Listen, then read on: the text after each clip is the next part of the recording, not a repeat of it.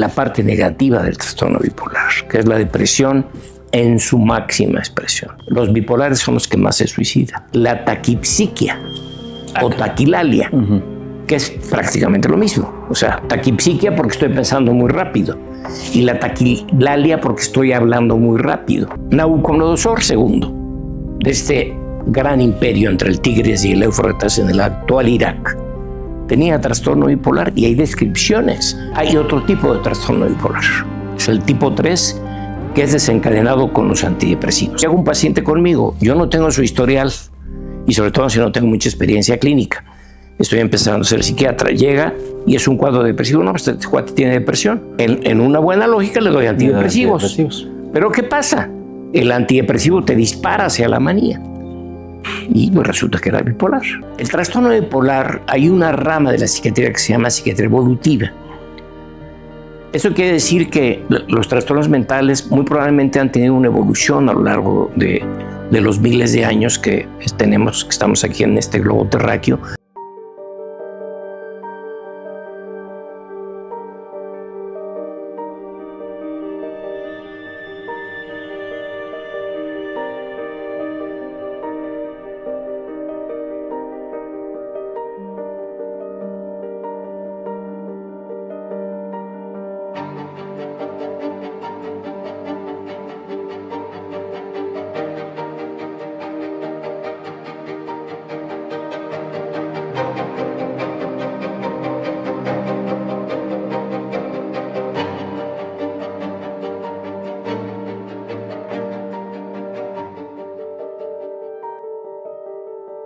Pues doctor, un gusto volver a platicar con usted. En esta ocasión que nos estamos congelando aquí en la Ciudad de México. Así es, por eso me ves con chamarra, Diego. Exactamente.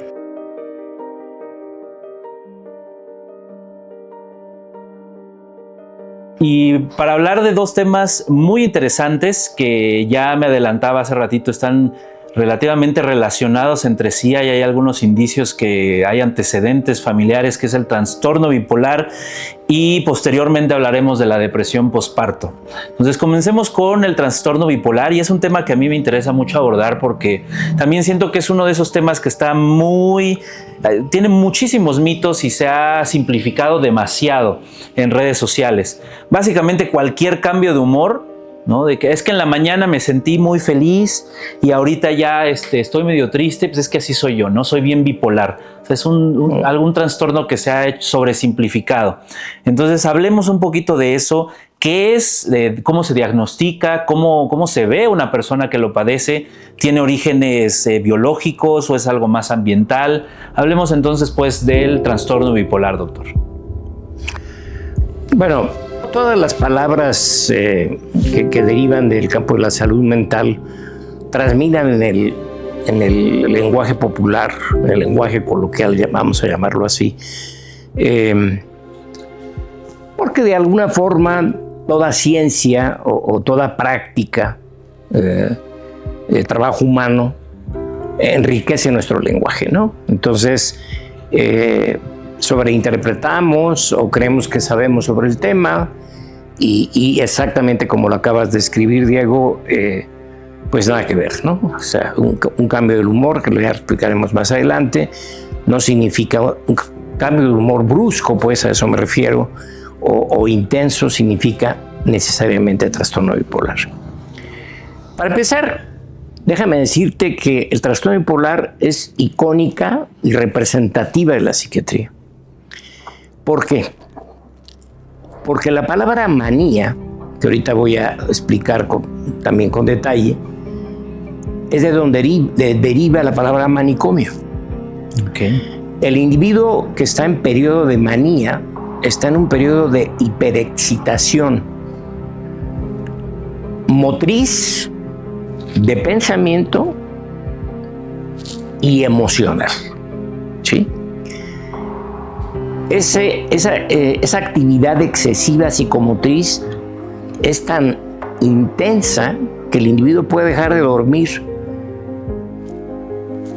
prácticamente 20 horas, dormir 4 y continuar activo haciendo lo que sea, ya sea actividad comercial, ya sea una actividad relacionada con la fiesta. Desde luego que si se complica con alcohol, pues las cosas se complican, se hacen más evidentes. En una actividad laboral intensa que requiere de mucho esfuerzo físico, claro, desde luego dentro de los límites de la fuerza del individuo, el individuo está trabajando y trabajando y trabajando y trabajando. Hay una suerte de megalomanía. Voy a explicar qué significa. Todo lo que sea mega es grande. Pero si esto se abstrae al pensamiento y a las ideas, yo pienso que soy algo superior y superior a los demás. Es más, veo inclusive hasta con desprecio, de alguna forma, a los demás porque yo soy el mejor y no hay secretos para mí. Debo de aclarar que esta megalomanía, fíjate, nuevamente la palabra manía se vuelve a repetir. Esta palabra o esta actitud del individuo, ¿no?, es tan evidente que cualquiera se da cuenta, ¿no? ¿Por qué? Porque si ya se acabó la fiesta, ya todo el mundo está cansado y esta persona quiere seguir en la fiesta, ¿no? O llega a la casa después de una jornada laboral de 18 horas y se mete a la computadora a trabajar. A seguirle, ¿no? Y oye, pero pues tenemos una cena y pues sí, no te preocupes, yo estoy aquí trabajando y voy a la cena y platico y ahí viene otro fenómeno de la manía, que es la taquipsiquia o taquilalia, que es prácticamente lo mismo. O sea, taquipsiquia porque estoy pensando muy rápido y la taquilalia porque estoy hablando muy rápido, ¿no? Hay un grado de euforia desbordado, ¿no? De hecho, los pacientes te lo dicen. No, doctor, la verdad es que si pudiera estar todo el tiempo así, yo no tengo problema. ¿Cuál es lo que nos pone contra la pared y cuando las cosas se comienzan a convertir en patológicas? Si yo creo que soy un hombre que voy a poder acumular millones de pesos o dólares, dependiendo del país, o francos o lo que sea, o yenes en cualquier parte del mundo, en un periodo corto de tiempo porque tengo la capacidad de hacerlo, puede ser que en un día me acabe toda mi fortuna. Vaya y compre 3 Rolls Royce y compre 2 mansiones de 3 millones o de 5 o de 10 millones de dólares, joyas que tienen estos costos, o sea, compras totalmente desproporcionadas, que están fuera de todo juicio. Explico qué es el juicio de ego. El juicio es una función muy importante, se puede considerar una función intelectual superior, donde tú disciernes o diferencias de lo adecuado de lo no adecuado, de lo apropiado a lo apropiado, de lo prudente a lo imprudente. Tú sabes que no puedes interrumpir una conversación, pero hay conversaciones que particularmente no se pueden interrumpir. Si están hablando 2 gentes de gran envergadura en una reunión internacional, pues evidentemente no los vas a poder interrumpir. Pero también es de poca educación, si es que le podemos llamar educación, que no tiene que ver con educación, tiene que ver con el cuadro de manía, que yo esté interrumpiendo a 2 gentes que están hablando y además de un tema que no tiene nada que ver de lo que están hablando. Sin siquiera decir, me permiten, puedo opinar, yo quiero dar mi opinión, levanto la mano, etcétera, ¿no? Entonces el juicio crítico está muy alterado y esto es muy peligroso. Es muy peligroso porque pues, puede acabar con la fortuna de un individuo, ¿no? En el plano de la sexualidad, esto es muy interesante, ¿no? El término ninfomanía es un término que no cabe aquí, pero el término de hipersexualidad sí cabe, porque el individuo puede estar en constante actividad sexual durante periodos largos de tiempo. O sea, un individuo normal pues, puede tener una relación sexual, 2 relaciones sexuales, quizás 3, pero durante un periodo largo de tiempo, y sobre todo los hombres. Las mujeres tienen mayor capacidad porque el fenómeno fisiológico y la forma de responder ante la conducta sexual humana es distinta. Nosotros tenemos que tener erección, la mujer no tiene que tener erección. Entonces, hay diferencias. Sin embargo, el individuo que está en un cuadro de manía puede llegar a hacerlo repetidas veces durante un periodo largo de tiempo. Debo de aclarar que también depende de la edad del individuo, porque si un individuo joven pues, tiene todas sus hormonas intactas, todo su aparato reproductor masculino intacto, etc. De manera que la edad también tiene que ver, pero no está exenta ningún periodo de la edad. Ahorita voy a tratar de explicar esto porque no es tan fácil de entender. Entonces, hiperexcitabilidad, mucha actividad psicomotriz, taquipsiquia, hablar demasiado rápido, pensar demasiado rápido, y da la casualidad que la mayoría de los pacientes bipolares, no todos, pero el 90%, gozan de un buen coeficiente intelectual y a veces por arriba del superior. Ok. Y entramos a otra cosa, a uno de los aspectos fundamentales del cuadro de manía, que es la euforia, la alegría desbordada, ¿no? El sentirme contento. Pero, ¿cómo podemos distinguirlo? A ver, estoy en un velorio y voy a manifestar mucha alegría y me voy a poner a contar chistes y me voy a poner a bromear con el deudo. Pues no. O sea, evidentemente sería totalmente incongruente. Incongruente con la situación, fuera de contexto. Pues el maníaco no le importa.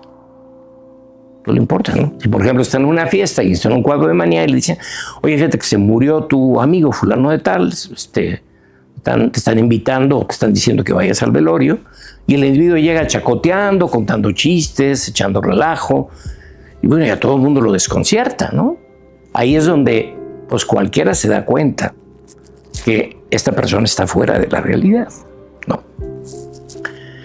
Entonces, por eso locura y manía van muy de la mano, aunque acuérdense que locura no es una palabra médica, es una palabra derivada de la literatura, ¿no? Entonces, pues ahí viene la palabra manicomio, ¿no?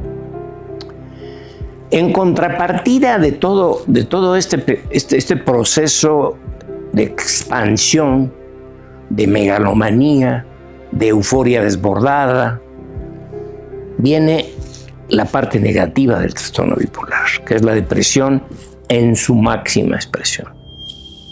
Los bipolares son los que más se suicidan. Eso es muy importante. Un porcentaje, dependiendo de la publicación que citemos, que va entre el 7 hasta el 15%. Generalmente sin tratamiento, obviamente cuando hay tratamiento, estos porcentajes disminuyen. ¿Qué pasa en la depresión? Me siento que no valgo nada, estoy profundamente triste, tengo tendencia al llanto, estoy sin ninguna esperanza, estoy totalmente desmotivado, tengo abulia que tiene que ver con voluntad, alfa privativa, las raíces grecolatinas, abulia, falta de voluntad, anergia, falta de energía. A tal grado que el individuo puede permanecer sentado en su cama viendo al piso 7 horas consecutivas sin moverse. Claro, estamos hablando ya de depresiones profundamente intensas, ¿no? La ideación y la rumiación suicida, que es algo muy parecido. Rumiación viene de rumiar, ¿no? Los rumiantes son pues, los cuadrúpedos, las vacas, los chivos, rumean, ¿no? Entonces ahí viene la palabra de rumiación, porque están constantemente en este proceso de masticación. De ahí viene la rumiación suicida, que estoy constantemente pensando en querer morir, y que tiene desde la ideación, que puede venir de vez en cuando, que en este caso no, porque estamos hablando de trastorno bipolar, a estar pensando constantemente en quererme morir, al tener planeado ya la forma de cómo morirme, a tener una pistola, si es que la tengo desde luego, porque pues, depende de los recursos, en el cajón para pegarme un tiro, ¿no? Por eso pues son dramáticos el tipo de suicidios que se ven en el trastorno bipolar. Bueno, vamos a hablar un poquito de historia. Nabucodonosor II, de este gran imperio entre el Tigris y el Éufrates en el actual Irak, tenía trastorno bipolar y hay descripciones. Y había escritura cuneiforme. Por eso tenemos acceso a esa información. Y desde luego hay otros personajes de la historia, puedo mencionar a muchos conocidos, pero este particularmente lo quiero mencionar porque es una etapa antes de Cristo, ¿no? Entonces, como ustedes pueden ver, pues es un término y una enfermedad conocida desde hace mucho tiempo y descrita en la literatura. Y después, pues obviamente los griegos, que pues, tuvieron a grandes personajes de la medicina, ¿no? Pues ahí tenemos al famoso Hipócrates, ¿no? Hacen descripción también del cuadro clínico. Subidas y bajadas, ¿no? Evidentemente era a veces difícil distinguir porque un elemento fundamental en el diagnóstico del trastorno bipolar es que es un diagnóstico longitudinal a lo largo del tiempo, porque hay manifestaciones clínicas desde la infancia, muy diferentes a las del adulto y de difícil diagnóstico. Pero eso sería tema de otra grabación. Entonces, ¿qué es lo que pasa? ¿Por qué longitudinal? Vamos a pensar, yo le pido al público que escuche este video que se imaginen una onda, ¿verdad?, que hacemos con un cigarro o un cerillo o una lámpara, ¿no? O una bengala, quizás sea el mejor ejemplo. Y lo hago para arriba, esa es la cresta, y lo hago para abajo, y ese es el valle. Lo hago para arriba, esa es la cresta, y es el valle. Estas ondas, el periodo que va hacia arriba, el periodo de cresta es la manía, y el periodo del valle es la depresión. Entonces, como están totalmente fuera de la realidad, tanto en el cuadro maníaco como en el cuadro depresivo, o sea, por más que le digas al depresivo, oye, mira, tienes todo, tienes un buen trabajo, tienes una esposa que te ama, tienes una familia integrada, tienes un futuro prometedor, al individuo todas estas cosas le son sin embargo. Entonces, trazamos una línea horizontal para entender que si está arriba de la línea horizontal, que puede subir mucho, estamos en manía, pasa por el medio, que sería la eutimia, que viene de bien, y nos vamos a la depresión. Y nuevamente a la manía y luego nuevamente la depresión. De manera que lo que nosotros buscamos como psiquiatras es que estemos en eutimia. Pero no se le llamaba trastorno bipolar, es un término muy moderno. Se le llamaba psicosis maníaco-depresiva. ¿Por qué? Porque el individuo estaba fuera de la realidad y porque tenía periodos de manía, cresta, y tenía periodos de depresión, valle. ¿No? Vale. Ok. Sigamos con la historia. Es interesante. Más o menos en los años 80 todos sabíamos que existían dos tipos de trastorno bipolar, el tipo 1 y el tipo 2. El tipo 1 era el clásico, era muy clara. Si lo trazábamos en una gráfica era muy claro. Es decir, en invierno estaba yo profundamente deprimido y en verano estaba yo en un cuadro de manía. Pero luego se dieron cuenta que el cuadro de manía podía ser no muy fuerte. Como estaba por abajo del promedio, entre comillas, le llamamos hipomanía. Hipo quiere decir debajo. Entonces eran cuadros de hipomanía con cuadros de depresión. Ese era el tipo 2. El tipo 1 era el clásico. Cuadros de manía equidistantes, pues si nos pudiéramos dibujar y lo midiéramos 5 centímetros para arriba y 5 centímetros para abajo sobre nuestra línea base, que es la eutimia, ¿de acuerdo? Bueno, así nos quedamos mucho tiempo, pero Joseph Akiskal, un armenio que trabajaba en la Universidad del Sur de California, Calabrese en Nueva York, bueno, Podemos citar aquí también al maestro de la Fuente, el doctor de la Fuente, también fue un hombre que estudió profundamente el trastorno bipolar, y otros teóricos. Bueno, ahora existe una revista sobre trastorno bipolar que se escriben diferentes artículos que se publican por todas las características particulares de la enfermedad. Pero menciono a Quiscal, que en paz descanse, maestro mío, amigo en algún momento, compartimos algunas reuniones y congresos a nivel internacional. Decía, a ver, hay otro tipo de trastorno bipolar, es el tipo 3, que es desencadenado con los antidepresivos. Es decir, los antidepresivos yo se los puedo dar, llega un paciente conmigo, yo no tengo su historial y sobre todo si no tengo mucha experiencia clínica, estoy empezando a ser psiquiatra, llega y es un cuadro depresivo, no, pues este cuate tiene depresión.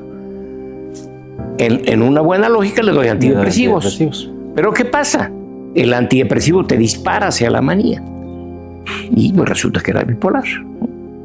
Y dice, no, pues, doctor, está reguete bien, pero al rato ya está en cuadro maníaco y ahora sí que nos vamos al otro extremo con toda la problemática y toda la sintomatología clínica que acabo de describir, ¿no? Y él le llamó tipo 3. Aquí Quiscal siguió estudiando e intercambiando información pues, con otros colegas en diferentes partes del mundo y dijo, no, pero también resulta que pueden ciclar cada mes o pueden ciclar cada semana. Y ahí viene la parte más complicada. Puede ciclar diario. Son los ciclos ultradianos.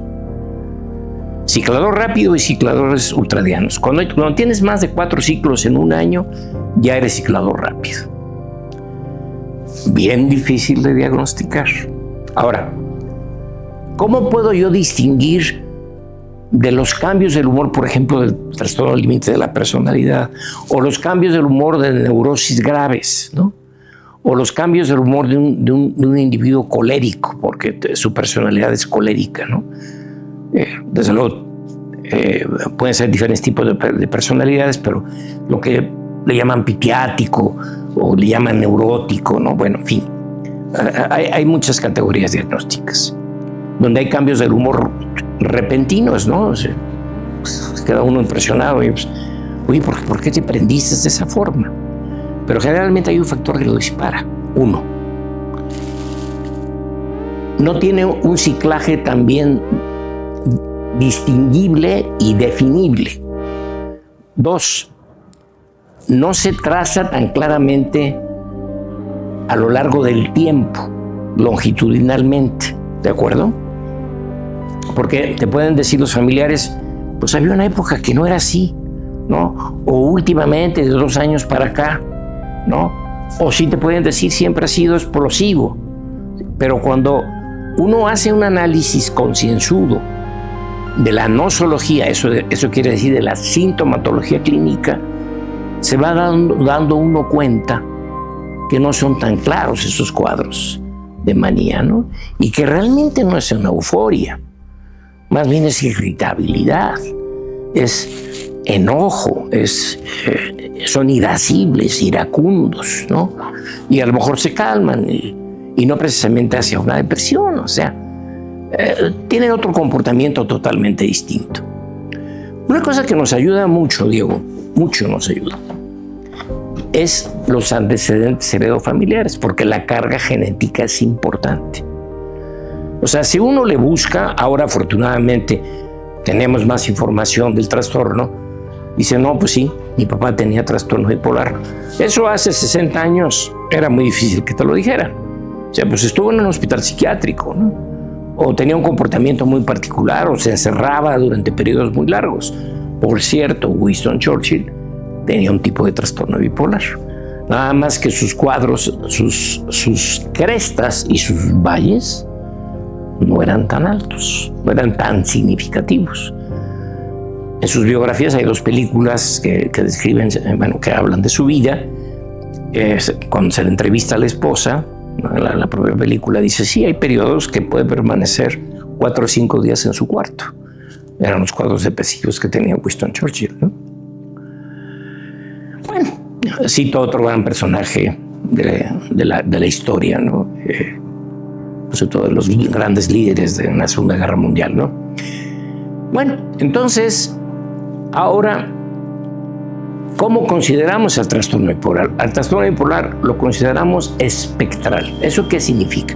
Nuevamente nuestro abanico, ¿no?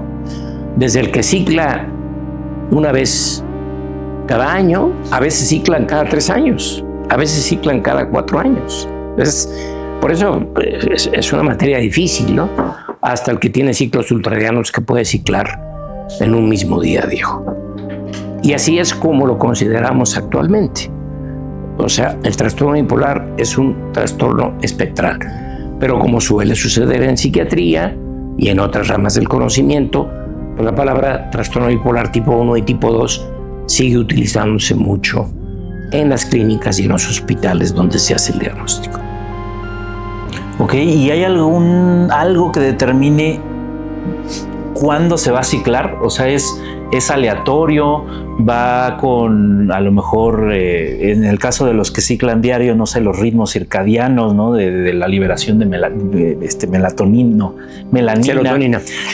Y, bueno, sí, ¿o de qué depende como tal que de repente deje de estar en la fase maníaca y pase a la fase depresiva? Sí. ¿O hay alguna especie de detonante, el estrés? Fíjate que es una excelente pregunta, viejo. Le has dado al clavo. Hace muchos años fui al Congreso de la Asociación Psiquiátrica Americana y había un experto en trastorno bipolar. Y entonces ponía unas imágenes, unas diapositivas, así se quedó el nombre de diapositivas, aunque ya no existe, con un piano. Entonces decía que el piano funcionaba correctamente si no tenía ningún tipo de alteración alrededor, si no se movía el piano, si no existía un ruido externo. Entonces, el que el individuo, por ejemplo, empezara a tomar, o que el individuo se sometiera a estrés, o que lo metieran a la guerra, que es un factor de estrés altísimo, o que se estuviera divorciando, que es el segundo elemento más importante considerado por algunos autores como factor de estrés en la vida, lo cual pues, nos llegamos a la conclusión que no conviene divorciarse, pero bueno, no siempre se puede, ¿verdad? Y entonces se dispara el cuadro de manía, y generalmente se van hacia cuadros de manía, y a veces de depresión, pero generalmente a cuadros de manía. Entonces el piano que ponía este hombre se empezaba a alterar todo y se veía cómo se presentaban las ondas, ¿no? Así fue como lo representó esquemáticamente y se me quedó muy grabado. O sea, sí puede haber un factor disparador, pero ojo, el trastorno bipolar, hay una rama de la psiquiatría que se llama psiquiatría evolutiva. Eso quiere decir que los trastornos mentales muy probablemente han tenido una evolución a lo largo de los miles de años que estamos aquí en este globo terráqueo. Más o menos la edad aproximada del Homo sapiens sapiens son 300.000 años, en donde el fenómeno aparece probablemente por estos fenómenos de mucha luz y oscuridad, luz y oscuridad. Pero más allá de la luz y de la oscuridad, y sobre todo en el hemisferio norte o en las épocas de glaciación, es este estado en el que no nos podemos mover, donde estamos prácticamente estáticos porque el frío no te lo permite. Entonces, ¿qué pasaba con el hombre primitivo? Pues se metía a las cuevas, ¿no? O escarbaba debajo de la tierra y lo cubría de una forma muy hábil con pieles y con ramas. Los iglús famosos, pues un iglú que ya no existen los iglús, nada más que en las caricaturas y en algunas películas antiguas, pues tienen 22 grados centígrados adentro del iglú. Es impresionante, ¿no? Toda la técnica. Pero lo que dicen los psiquiatras evolutivos es que probablemente, ahorita mencionaste a la melatonina, que lo voy a aclarar, efectivamente, sí, la melatonina se libera durante el día y aparece durante la noche a través de una glándula que tenemos en el cerebro que se llama glándula pineal. De hecho, la melatonina se utiliza para inducir sueño. Entonces, ¿qué pasa en los países nórdicos? Pues tienen 4 horas de luz de día y el resto de noche. Cuando digo noche no hay luz y además hace frío, ¿no? Entonces, probablemente esta adaptación del sistema nervioso central a estos ciclos dio por resultado que siguiéramos ciclando como seres humanos, pero no, ya no con esas características de cambio de clima y cambio entre sombra y luz, y dio como resultado a la aparición de esta enfermedad. Es una teoría difícil de comprobar, pero que tiene cierto valor heurístico, ¿no? Entonces, si nos vamos a las teorías más recientes, parece que tenemos como un reloj, parece que tienen un reloj estos pacientes con trastorno bipolar, que hace que ciclen porque aumentan los niveles de serotonina, de dopamina y de norepinefrina, principalmente. Y cuando estoy deprimido, todo lo contrario, disminuyen estos neurotransmisores, que no los únicos, pero los más conocidos y los más estudiados. Suben estos neurotransmisores, bajan estos neurotransmisores, ¿no? Entonces uno se preguntaría, ¿no? Oye, bueno, y si una persona me llega con depresión y tiene ganas de morirse, ¿cómo le hago? Porque lo voy a disparar a la manía, ¿no? Pues le tengo que dar antidepresivos. Pero entonces aparece el famosísimo carbonato de litio en los años 50 y se empieza a utilizar en los años 60. Es una piedra angular en el estudio y tratamiento del trastorno bipolar. Porque ¿qué tiene este famoso carbonato de litio? El carbonato de litio lo que hace, Diego, es estirar la liga. Es decir, esas ondas, esas crestas y esos valles que hemos citado en esta entrevista varias veces, se aplanan. Entonces, le llamamos estabilizador del estado de ánimo, el carbonato de litio, que fue el primero. Ya después se fueron descubriendo otros, los valproatos, que por cierto se utilizaron para la epilepsia, pero se descubrió que también sirvían para el trastorno bipolar. La lamotrigina, otro antiepiléptico que se utiliza para el trastorno bipolar.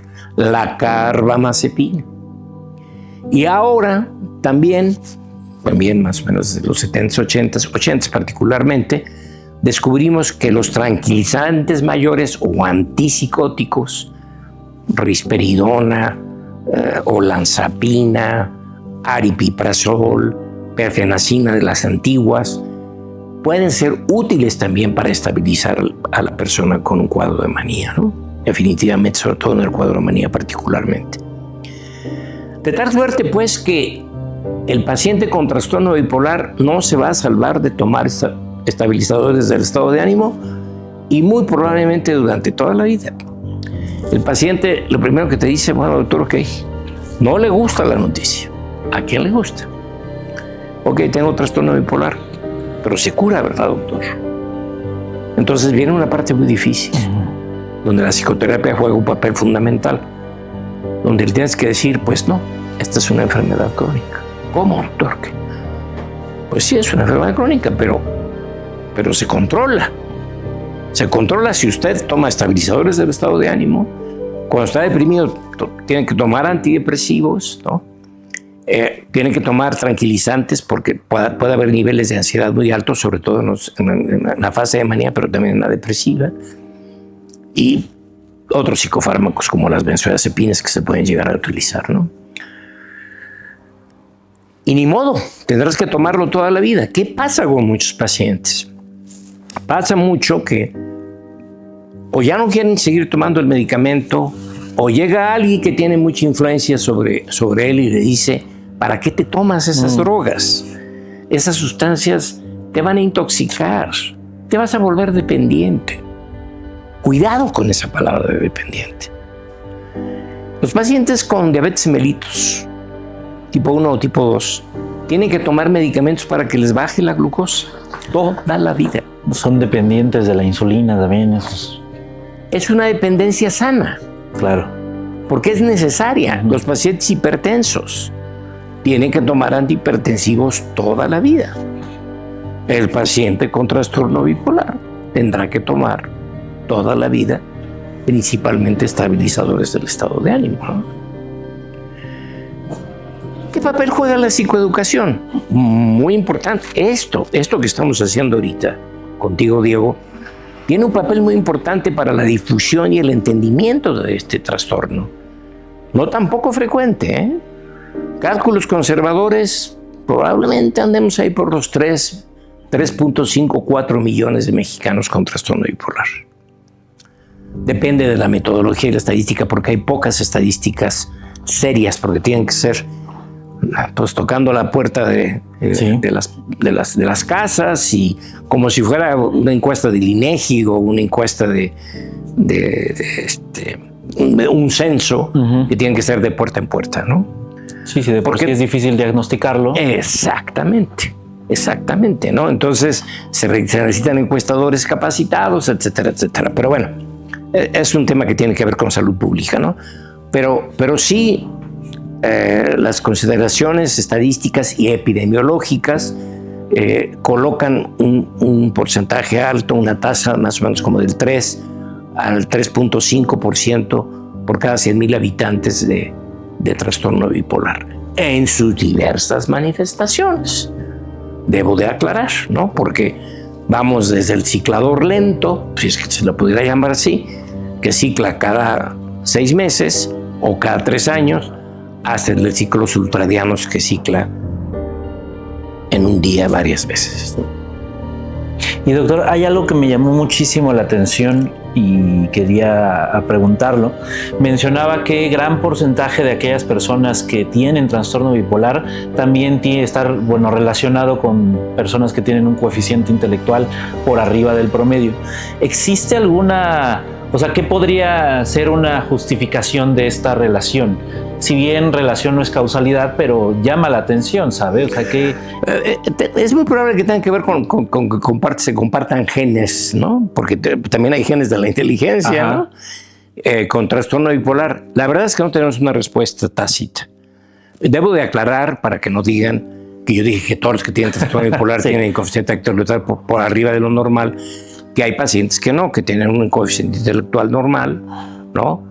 Y hay un tipo de trastorno bipolar, sobre todo cuando se presenta después de los 55, 60 años, que está correlacionado con otro tipo de enfermedades médicas. Entonces hay que hacerles estudios muy completos para ver si no hay un factor. Inclusive un tumor cerebral te puede provocar, o una enfermedad inmunológica de estas muy raras, de los anticuerpos que atacan al cerebro, que pueden provocar psicosis, pueden provocar cuadros de tipo maníacos, que se pueden confundir con trastorno bipolar. Ahí la distinción, pues hay que hacer los estudios correspondientes, y generalmente no encontramos ningún antecedente familiar, ¿no? Por más que le rascamos, no lo encontramos, ¿no? Los países nórdicos y en la Unión Americana, en algunos estados, ya tienen un registro casi de 5 a 6 generaciones de pacientes con trastornos psiquiátricos, y se ve el abanico de trastornos psiquiátricos: alcoholismo, trastorno bipolar, esquizofrenia, que debo de aclarar, que es muy importante, digo, que te lo diga, que también es un tema complicado, pero es importante. Hay ocasiones que se combina los datos de esquizofrenia con los datos clínicos, me refiero, o signos clínicos de esquizofrenia con trastorno bipolar, y entonces le vamos a llamar trastorno esquizoafectivo. Pero bueno, no lo vamos a abordar ahorita porque es complejo hablarlo, pero lo menciono porque existe el concepto y existe la enfermedad. Ok, a ver, nada más déjeme recordar dónde nos habíamos quedado para hacer la pregunta de cierre. Estábamos en lo del tratamiento, lo de los estados de ánimo, de las tipologías del trastorno bipolar. Ya hablamos de tratamiento también, de los estabilizadores. Y también una de las preguntas que tenía justamente era esa, que si una persona que padece de depresión puede desencadenar, puede irse hacia el trastorno bipolar, o si sucede eso, ya era lo que mencionó el tipo 3, ¿no? Que con antidepresivos se dispara la fase. Es el tipo 3, era un bipolar no diagnosticado. Y existen personas que son depresivas y existe algo que desarrolle, o sea, que trastorne, bueno, que lleve hacia el trastorno bipolar, o si eso sucede, ya era. No, generalmente ya era, pero hay factores disparadores. Como lo acaba de decir. Eso está descrito por Sachs. Thomas Sachs hizo un libro precioso sobre la psicopatología de la guerra. O sea, había cuates que se caían en cuadros de manía o caían en cuadros de depresión. Y aquellas personas que conviven con una persona que tiene este trastorno. Es un sufrimiento. ¿Cómo es justamente su vida de estas personas? ¿O cómo pueden lidiar con...? Mira, fíjate que Manuel Sánchez de Carbona, un colega psiquiatra que sabe mucho de este tema, me decía, es como subirte a la montaña rusa, pero con ellos. Entonces ahí vas para arriba, para abajo, ¿no? Y si no sabes y no conoces sobre el tema, pues, ¿qué está pasando, no? Y estoy sufriendo junto contigo todo lo que está sucediendo.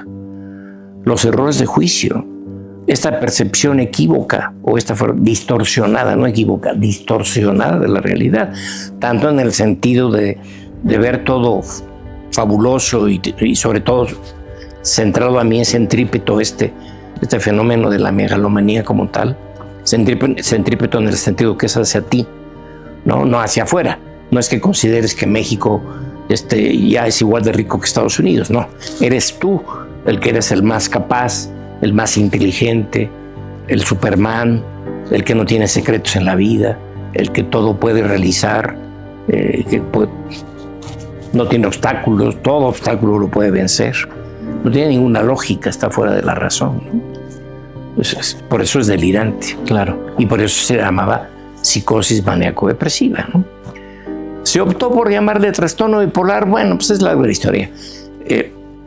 Por consenso, ¿no? Por este asunto precisamente del diagrama del que estábamos hablando de las crestas y los valles, ¿no? Que es en un sentido positivo y en un sentido negativo, ¿no? Entonces, bueno, se arraigó el término trastorno bipolar y se abandonó el término de psicosis maníaco-depresiva.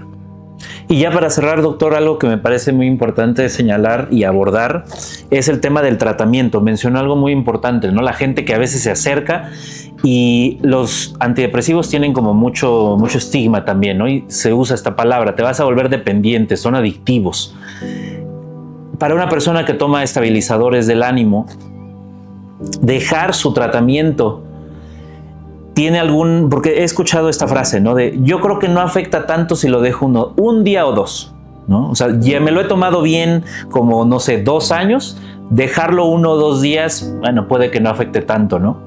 ¿Es esto cierto? O sea, el tomar estabilizadores durante 1 año funciona como como ejercicio de resistencia en donde adaptas a tu cerebro a estabilizarse, o dejarlo por este periodo de tiempo puede hacer que regreses, ¿no? Como que se dé el ciclo, a lo mejor hasta más agresivo. Sí, como un rebote, vamos a llamarlo así. Mira, yo sí quiero profundizar un poquito en esto, Diego, porque a ver, ¿qué es una adicción? El alcohólico, voy a poner como ejemplo el alcoholismo. Yo empiezo con un caballito de tequila y acabo con 2 litros de alcohol diarios, afectando mi vida personal, laboral y social, ¿no? Y además tengo síndrome de abstinencia. No puedo dejar de tomar. Bueno, los fumadores crónicos, sobre todo los que fuman 1 o 2 cajetillas diarias, ¿no? Se ponen de mal humor si no tienen el cigarro. Se salen de las fiestas, se ponen a temblar. Se salen de las fiestas, se salen de las reuniones, porque bueno, pues hay mis lugares donde ya no se puede fumar. Entonces, 2 elementos importantes. Yo necesito cada vez mayor cantidad de la sustancia para obtener los mismos efectos y tengo síndrome de abstinencia. Y resulta que muchos de los medicamentos que utilizamos en psiquiatría, no todos, muchos no tienen estas características. Por eso lo dejan de tomar. Precisamente por eso lo dejan de tomar, ¿no? A veces puede dar algunos síntomas ahí de malestar, lo que tú quieras, pero claro, regresan porque dicen, doctor, me dejé de tomar el medicamento y me siento muy mal, ¿no? Pero son dos cosas totalmente distintas. El paciente con trastorno bipolar, con depresión crónica, con cualquier trastorno psiquiátrico, obviamente perfectamente diagnosticado por un facultativo e identificado, necesita de la sustancia. No es dependiente de la sustancia. No, porque confunde mucho utilizar la palabra dependencia. Yo la necesito. Yo necesito medicamento para la presión arterial porque si no me voy a infartar. Necesito insulina, inyectarme la insulina, algunos necesitan, otros no, porque si no me voy a morir. Empieza a fallar el riñón, empieza a fallar todo el sistema cardiovascular, puedo infartarme, puedo tener un accidente cerebrovascular, esto con la diabetes mellitus, ¿no? Y con hipertensión, desde luego, si no me la trato.